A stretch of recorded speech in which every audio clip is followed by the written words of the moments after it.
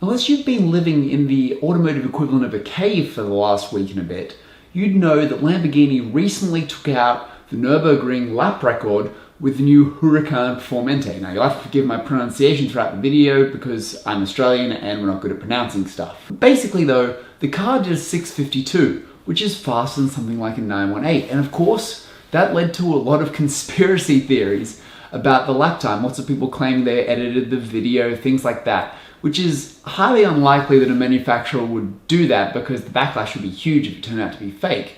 But perhaps what's more interesting is to look into the plausibility of how a car could actually lap faster than 918. Now, of course, it's not the first car to do that. A radical SR8 basically did the same speed as the 918, and the SLR8 LM did a little bit faster than 918, still on tires that are technically road legal.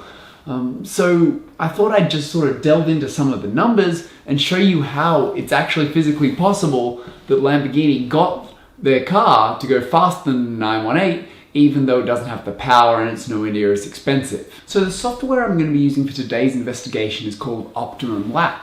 I was going to use the JKF proprietary lap simulator, but the problem is that I didn't have the ring punched into it and I didn't feel like punching in all those different corners. So Optimum Lap, it's free to get and it already had the ring on it. Basically, the way the simulator works is it assumes the car's a point mass. You give it a number of different car parameters, and then it can simulate the approximate time around the track. There's slight issues in terms of your correlation is not going to be 100% because of just a lot of varying conditions that I'm not going to go into detail here.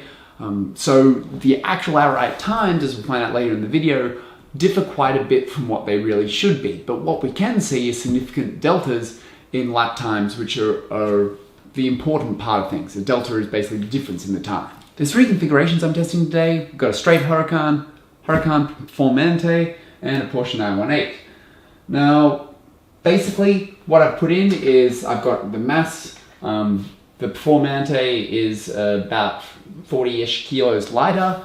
The standard one weighs about 50 kilos with fluids and fuel. Now, I'm going to just assume it still weighs that just because I'm going to say that the fuel is the equivalent of the weight of the driver. All-wheel drive car. Best I could find information-wise on drag coefficient, 0.33. Downforce coefficient. Now, this is actually an interesting one because I was reading up on the publicity material on the Performante and it said that it had 750% more downforce than the regular one.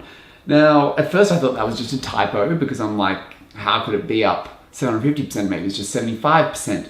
But no, I confirmed across multiple sources it is 750%. So that's 7.5 times downforce. Now, this basically just confirms what I always thought about these sort of supercars and Lamborghini supercars, which is the original one must have had almost no downforce at all, because you can't multiply a reasonable level of downforce by 7.5 times. You'd be making more downforce than an F1 car, and the new Performante clearly isn't doing that. I digress a little, but that at least gives us a little bit of a downforce basis for what the stock car is, and also we can sort of kind of estimate what the actual car is. Now, regarding the grip of the tires, I'm just going to be using skid pad grips. In reality, you should be able to get a little bit more on track, but the skid pad numbers are the best I could find, and this is why the track numbers are going to be a little bit different in terms of total G-forces. So for the base Huracan, I'm putting in 1.01 G, which is what Car and Driver got on their skid pad on it. And then for the engine, I've just constructed a really simple torque curve from engine stats I could find, and then just punched in gear ratios that were freely available online. Now for the Performante, we have an interesting thing with regards to tires. Now I cut the weight, I kept the drag coefficient the same because I think the literature says it's the same, but I've upped the downforce coefficient. I've just started with a relatively low downforce coefficient value, so just 0.1 to start with, and we'll see where that goes from there. As far as the tires go though, the tires are a really interesting point, and I think a lot of the people that originally thought the video was fake without considering the tires kind of missing how much benefit the tires can give you. So the tires that the regular one runs on are just pretty regular P0s. That's why it only gets 1.01 on the skid pad. The one that the ring record car ran on was running on Trofeo Rs. Now this tire is getting towards a sort of semi-slick. It's an R-spec tire. I found some testing on a 911 Turbo where they actually managed to pull a bit over 1.5 G on the skid pad with the Trofeo Rs. So I'm not going to say that we'll put in a value that high, but it's conceivable that in comparison to the initial tires, it's going to be punching out a coefficient of friction of about 1.2. It's not inconceivable. It's going to be somewhere between 1 and 1.5. So you can see where that's coming from. Now for the 918, it set its record in Michelin Pilot Sport Cup 2s. Now on those same tires, it's been skid pad tested again by Car and Driver, and they were able to pull 1.1 G because obviously it's got a little bit more mechanical grip, a little bit more fancy stuff going on. And you can see here that I've added a lot more power and assumed a relatively flattish torque curve because it's being torque filled by the electric motor. But of course, it weighs a lot more. It weighs approaching 2 tons, a little bit over 1900 kilos by the time you factor in driver and all that. And I took all the numbers for 918 off the spec sheet on Porsche's actual website. So just going back to that Porsche 1.1 G skid pad, one of the Camaros, I think it's the Z28 that comes stock with the Trofeo Rs, that was found to pull about 1.1 G skid pad as well, and it's quite conceivable that the Lamborghini would have significantly more mechanical grip available than that car. So 1.2, not inconceivable for the tires. Anyway, let's analyze and see what happens. So just noting that this is the 24-hour track that I've got a data set from, so I'm not sure if that's longer than the regular bridge to gantry time. I think maybe it's got more of the GP track in it, not sure. But our times are a little bit longer than we'd expect, so we've got sort of like around the 600 second mark, so we're looking at like sort of 10 minutes. Because as I said, it's a simulator, it's not quite going to be bang on in absolutes, but the deltas should be pretty reasonable. Now, if we have a look at our Huracan versus our Huracan Performante, so all we did was increase tire grip, very slight increase in downforce.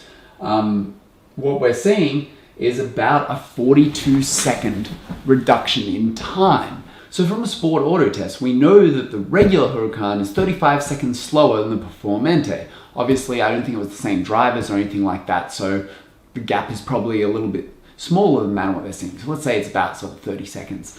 What we're seeing in the simulation, just by tire increase in downforce, the increase in grip that was within the realms of conceivability just from tire swap and a few suspension tweaks, we've already seen that we've sliced on this 10-minute lap, we've sliced 42 seconds. So 42 seconds is basically like another extra 30% on 30. So you can imagine that on a 7-minute lap, we just sliced 30 seconds plus 5 seconds from the driver, 35 seconds right there. It's really conceivable that just with those minor tweaks, they could have cut 35 seconds off their lap time. What else is interesting here is the 918 is slower than the Huracan.